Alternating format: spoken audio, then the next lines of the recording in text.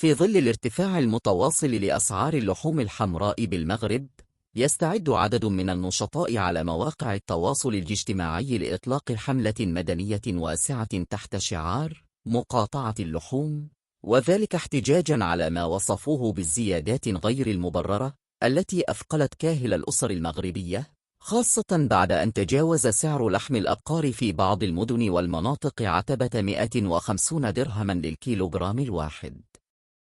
وتسعى هذه المبادرة التي لقيت تفاعلا متزايدا عبر المنصات الرقمية إلى دعوة المواطنين للامتناع المؤقت عن شراء اللحوم، في خطوة يعتبرها منظمو الحملة وسيلة سلمية للضغط على الأسواق والمضاربين من أجل خفض الأسعار وإعادة التوازن للقدرة الشرائية للمستهلك المغربي.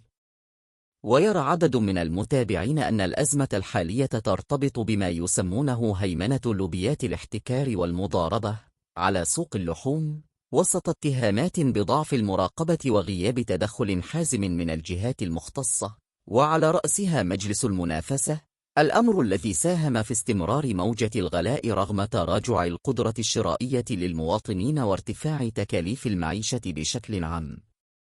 وفي المقابل، أوضحت مصادر مهني أن انخفاض الأسعار في المستقبل القريب يبدو أمرا صعبا، مشيرة إلى أن السوق الوطنية تواجه تحديات متعددة، أبرزها تعقيدات استيراد المواشي واللحوم من بعض الدول الأوروبية بسبب انتشار أمراض وبائية أثرت على حركة التصدير، إضافة إلى الاعتماد بشكل متزايد على السوق البرازيلية التي تعرف بدورها ارتفاعا في تكاليف النقل والشحن، ما ينعكس مباشرة على الأسعار داخل المغرب.